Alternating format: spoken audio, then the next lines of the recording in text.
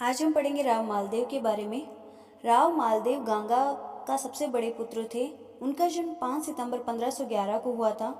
उनकी माता सिरोही के देवड़ा शासक जगमाल की पुत्री थी। गंगा के शासनकाल में ही मालदेव ने अपने आप को एक सुयोग्य एवं पराक्रमी सेनानायक सिद्ध कर दिया था। गंगा द्वारा सोजत विजय के में मालदेव की भूमिका रही थी।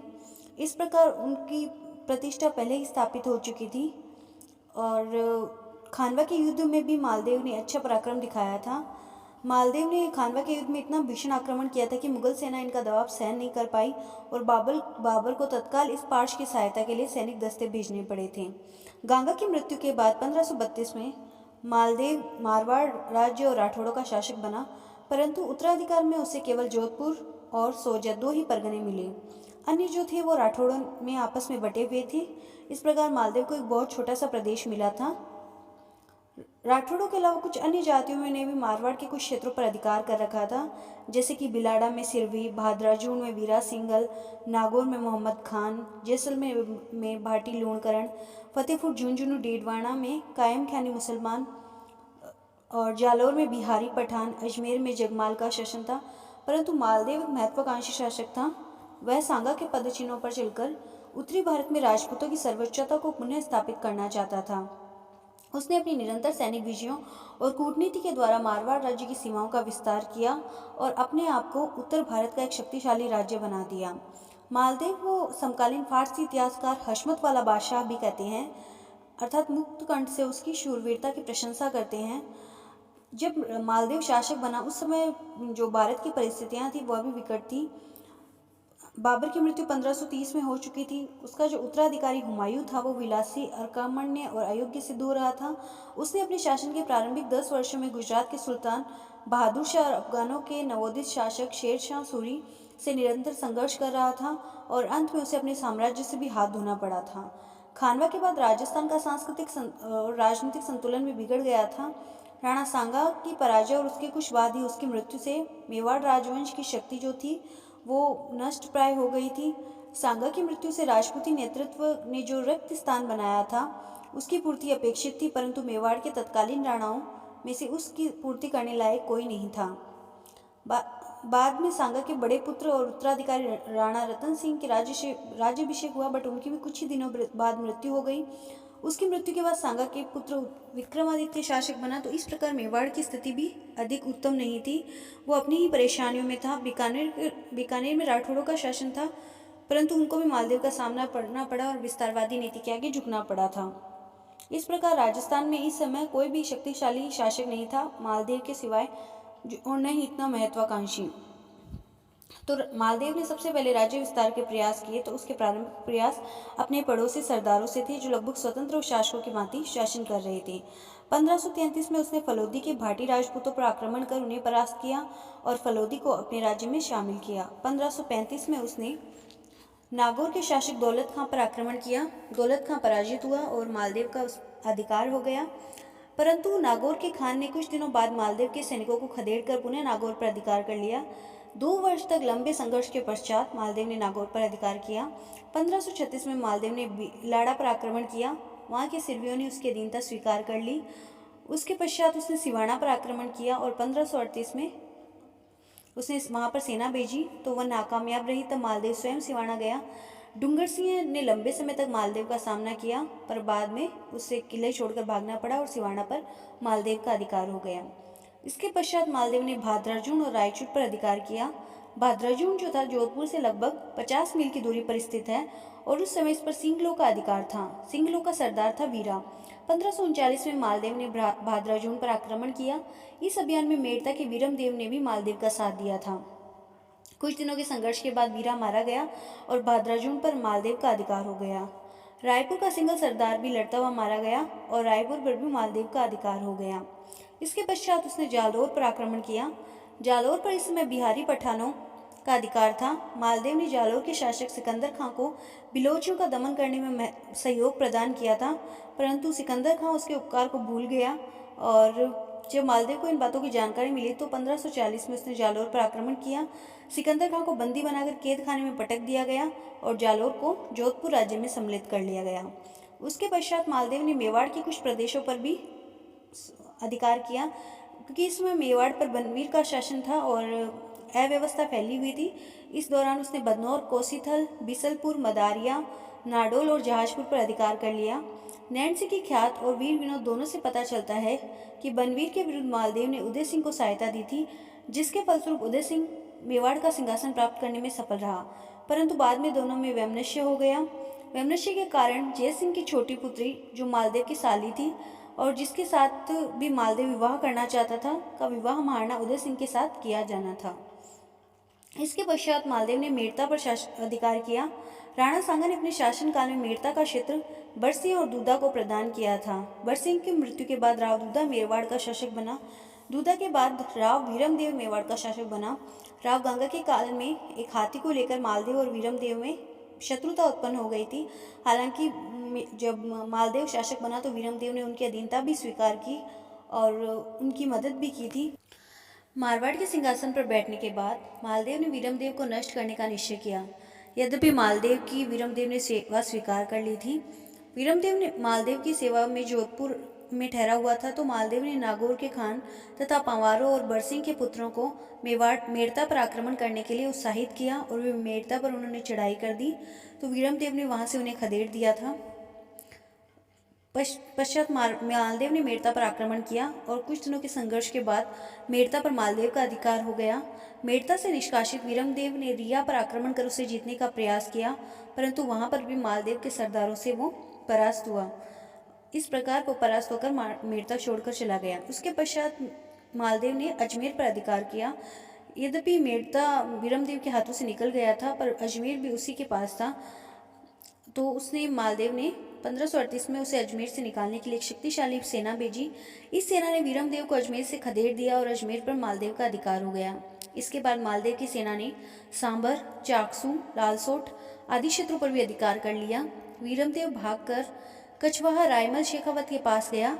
वहां से वह मलारने के मुसलमान थानेदार से मिला, वहां से रणथंभौर के मुस्लिम हाकिम और अंत में वो शेरशाह सूरी के पास चला गया।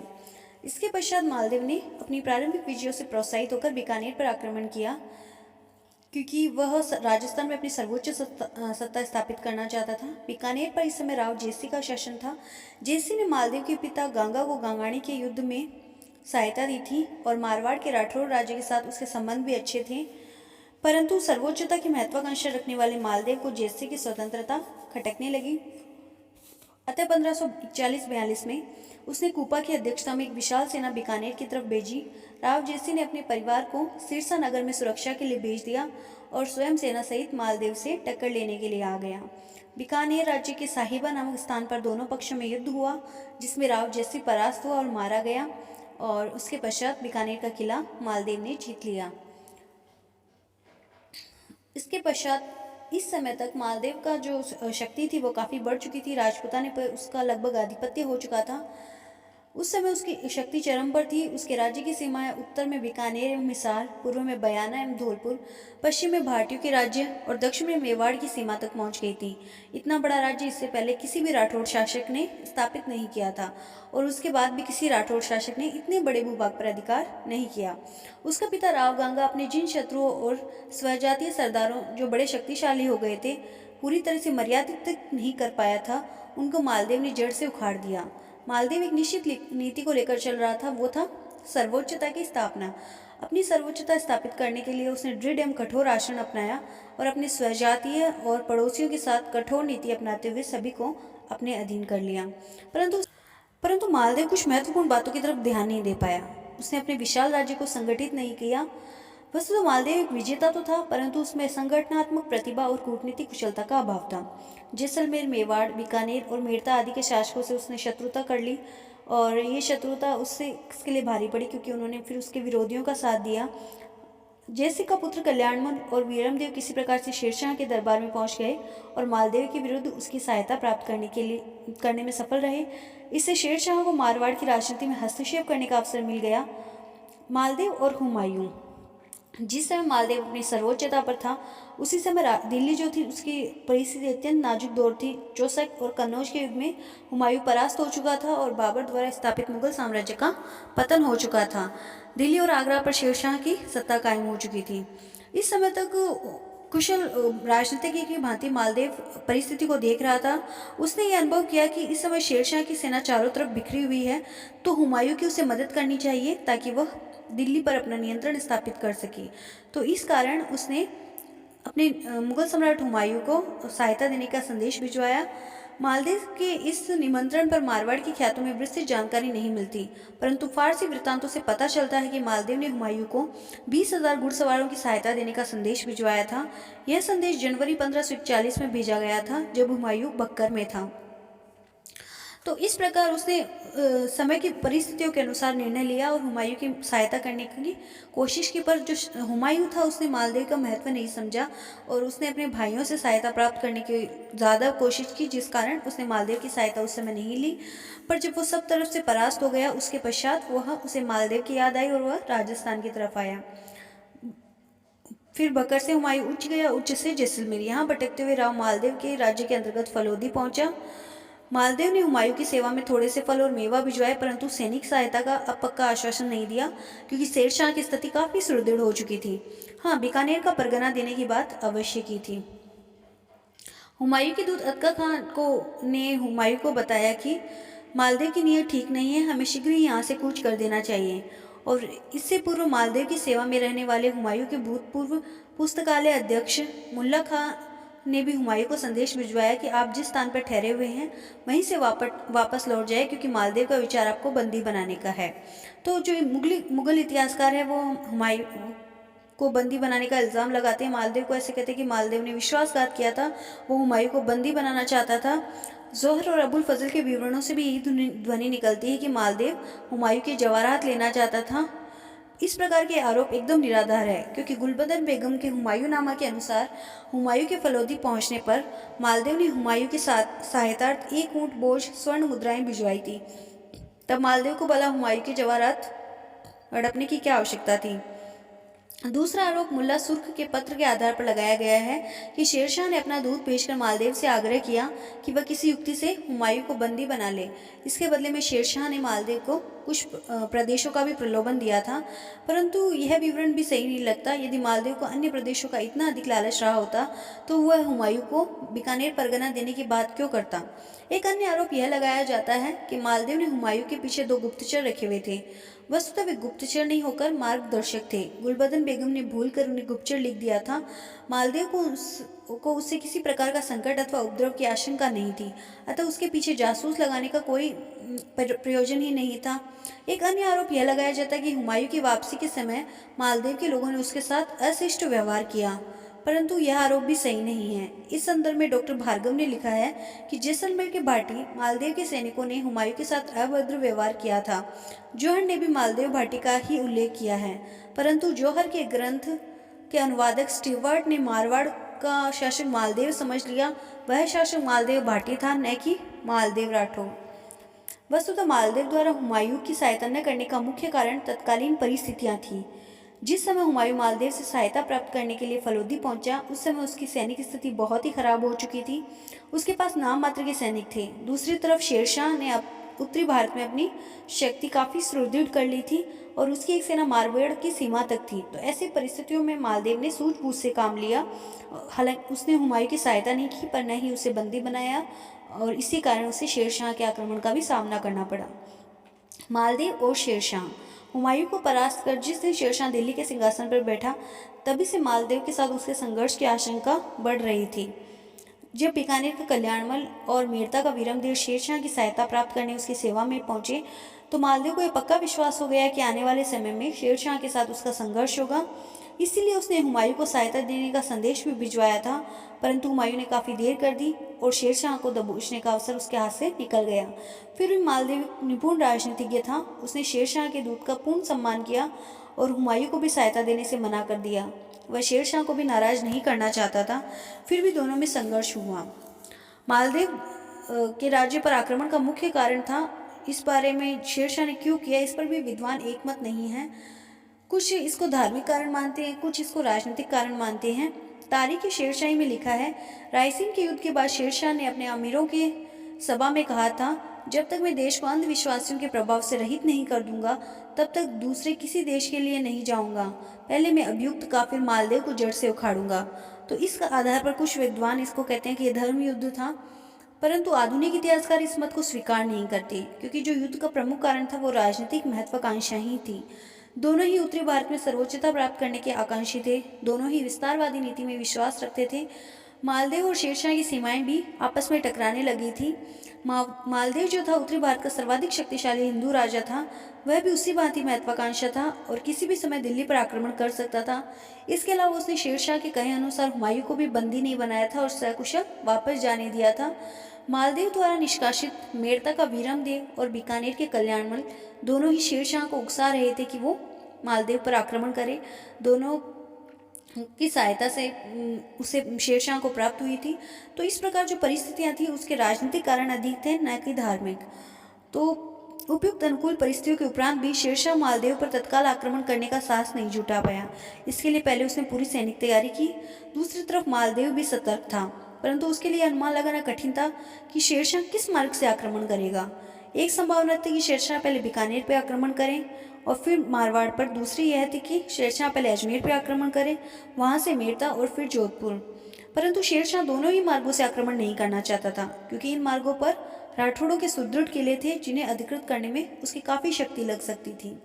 वह ऐसे मार्ग से आक्रमण करना चाहता था जिससे उसे सुदृढ़ किलों का सामना नहीं करना पड़े, जिस मार्ग की मालदेव कल्पना न कर सके और वह अचानक आक्रमण कर सके।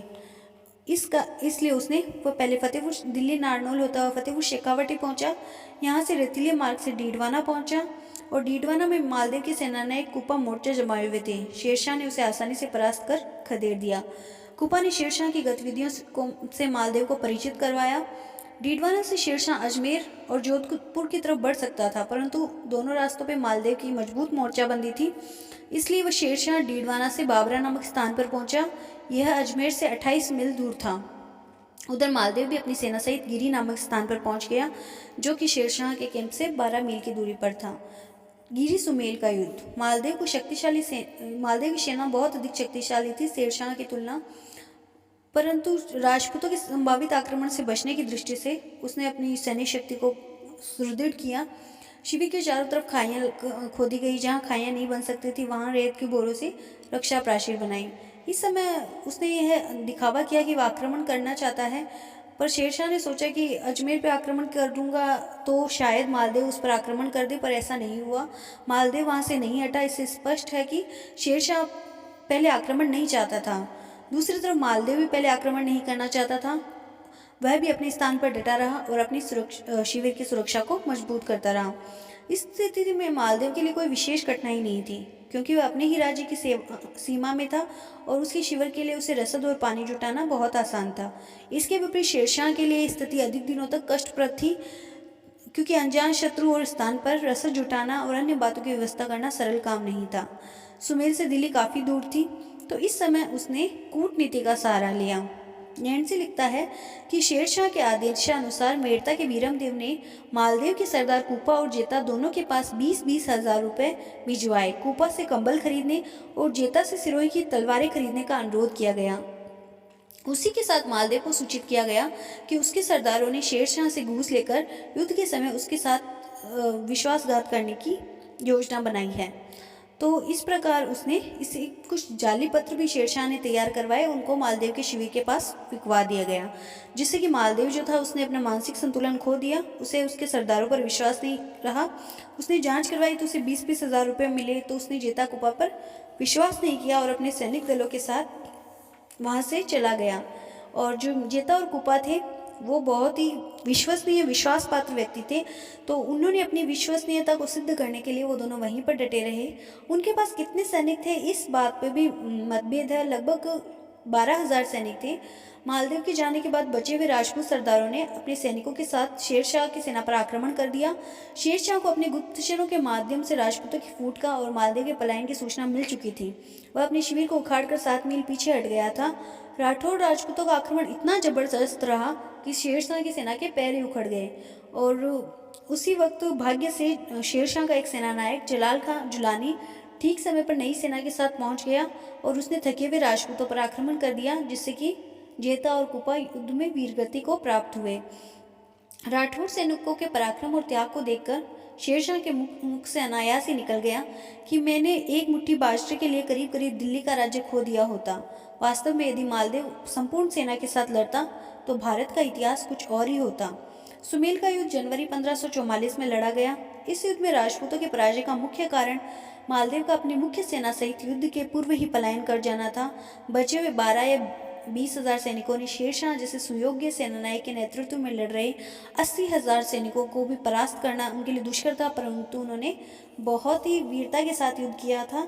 इस युद्ध में मालदेव के दोस्त सेनापति जेता और कुपा को अपने प्राणों से हाथ धोना पड़ा और यहाँ से जाना मालदेव को काफ़ी महंगा पड़ा। जेता और कुपा जैसे सुयोग्य एवं पराक्रमी राठौड़ों को खोने के साथ साथ उसने अपनी सेना के भी काफ़ी व्यक्तियों को खो दिया था। सुमेल की सफलता के बाद शेरशाह ने अपनी एक सेना मालदेव के पीछे भेज दी। वह स्वयं अजमेर की तरफ बढ़ा और उस पर अधिकार कर लिया। बाद में मेड़ता आया और वीरमदेव को मेड़ता सौंपा। इसके बाद शेरशाह नागौर की तरफ बढ़ा और वहां से बीकानेर। कल्याणमल को बीकानेर का राज्य सौंपकर वह नागौर होता हुआ जोधपुर की तरफ बढ़ा। उसके पूर्व मालदेव स्थिति को प्रतिकूल समझकर सिवाना के पर्वतीय क्षेत्रों में चला गया था। मामूली संघर्ष के बाद जोधपुर पर भी शेरशाह का अधिकार हो गया। इस प्रकार शेरशाह ने जोधपुर के शासक मालदेव को परास्त करके जोधपुर की रियासत पर अधिकार कर लिया और जोधपुर राज्य का प्रबंध ख्वाजा खां और ईसा खां को सौंपकर खुद चित्तौड़ की तरफ बढ़ गया। जब वह शेरशाह वहां से लौट गया तो उसके पश्चात मालदेव ने पुनः अपने प्रदेशों को जीतने का प्रयास किया। 524 दिन तक शेरशाह का मालदेव के प्रदेशों पर अधिकार रहा। शेरशाह की मृत्यु की सूचना मिलते ही मालदेव ने अफगानों को मारवाड़ से खदेड़ने की तैयारी कर ली। 1546 में मालदेव ने अफगानों के मांगेसर नामक थाने पर आक्रमण किया। इस आक्रमण में बहुत से अफगान सैनिक मारे गए और मालदेव विजयी रहा। इसके बाद मालदेव ने अपनी राजधानी जोधपुर पर आक्रमण कर उसे जीता। उसके पश्चात धीरे धीरे जोधपुर के आसपास के प्रदेशों को जीतना प्रारंभ कर दिया। सुमेल के युद्ध में फलोदी के सरदार राम ने मालदेव का साथ नहीं दिया था, तो इसलिए उसने फलोदी पर भी अधिकार कर लिया और इसके पश्चात मालदेव ने पोखरण और सातलसेर पर आक्रमण किया। सातलमेर के महाजनों ने वहां के शासक जैतमल और उसके अधिकारियों के अत्याचार से तंग आकर मालदेव से सहायता की याचना की थी। उसके पश्चात उसने जैसलमेर विजय की, सातलमेर को ध्वस्त कर दिया, बाड़मेर और कोटड़ा पर भी अधिकार किया। इसके पश्चात उसने जैसलमेर के भाटी शासक ने भी मालदेव की अधीनता स्वीकार कर ली। जालौर पर भी मालदेव ने पठानों को परास्त करके अधिकार कर लिया। सुमेल के युद्ध के पश्चात अजमेर पर भी शेरशाह का अधिकार हो गया था। इस समय वहां हाजी खां नामक अमीर नियुक्त था। जब शेरशाह की मृत्यु हुई और हुमायूं पुनः दिल्ली पर अधिकार कर चुका था तो ऐसी परिस्थितियों का लाभ उठाते हुए उदय सिंह ने अजमेर को जीत लिया। उसके पश्चात मालदेव ने भी अजमेर पर अपनी सेना भेज दी। इस समय अजमेर के हाजी खां ने उदय सिंह की जो अधीन था उसने उदय सिंह से सहायता मांगी तो बीकानेर के कल्याणमल और उदय सिंह ने उसकी सहायता की। हरमाड़े के युद्ध में मेवाड़ की सेना बुरी तरह पराजित हुई। इससे राजस्थान में मालदेव की पुनः प्रतिष्ठा स्थापित हो गई। उसके पश्चात उसने मेड़ता की विजय की, क्योंकि वह मेड़ता के धोखे का भी बदला लेना चाहता था, तो उसने जनवरी 1557 में मेड़ता पर अधिकार कर लिया। उसके पश्चात तब तक भारत में अकबर का राज्य स्थापित हो चुका था। जनवरी 1556 में हुमायूं की मृत्यु हुई तो अकबर साम्राज्य का शासक बना। अकबर भी महत्वाकांक्षी शासक था, केवल उत्तरी ही नहीं बल्कि वो भी संपूर्ण भारत को अपने अधीन करना चाहता था। पर पहले तो मालदेव और अकबर में संघर्ष के कोई कारण नहीं थे, पर हरमाड़ा युद्ध के पश्चात जो हाजी खां था वो अकबर की सेवा में चला गया और अकबर ने भी अजमेर को जीतने के लिए सेना भेज दी। हाजी खां जो था वो जेतारण आ गया। अजमेर पर अधिकार जमाने के बाद मुगल सेना हाजी खां का पीछा करते हुए जेतारण पहुंची। मालदेव इस समय मुगलों से युद्ध करने की स्थिति में नहीं था, अतः वह जेतारण की रक्षा नहीं कर पाया। उसके पश्चात मेड़ता का जयमल राठौड़ भी अकबर की शरण में पहुंचा और उसने मेड़ता दिलवाने की प्रार्थना की। अकबर ने अजमेर के सूबेदार शरफुद्दीन हुसैन मिर्जा को जयमल के साथ मेड़ता पर आक्रमण करने की आज्ञा दी। दोनों की संयुक्त सेना मेड़ता की तरफ आई तो मालदेव के पुत्र चंद्रसेन ने हालांकि उनका सामना किया, परंतु उसे पता था कि शत्रु पक्ष अधिक शक्तिशाली है, तो वह भी मेड़ता से चला गया और मेड़ता पर अकबर का अधिकार हो गया। और इसके पश्चात धीरे धीरे अकबर जो था उसने मारवाड़ के कुछ प्रदेशों पर अधिकार कर लिया। 7 दिसंबर 1562 को उसका स्वर्गवास हो गया। गोपीनाथ शर्मा ने लिखा है कि मारवाड़ में मेड़ता और जैतारण पर मुगलों का अधिकार हो गया, जिसने छाया रूप में प्रमाणित कर दिया कि भविष्य में राजस्थान में मुगलों के अधिकार का क्षेत्र विस्तृत होगा और यहाँ के देशी नरेश अपनी स्वतंत्रता को खो बैठेंगे। राव मालदेव का मूल्यांकन। सेना नायक के रूप में मालदेव अत्यधिक सफल रहा।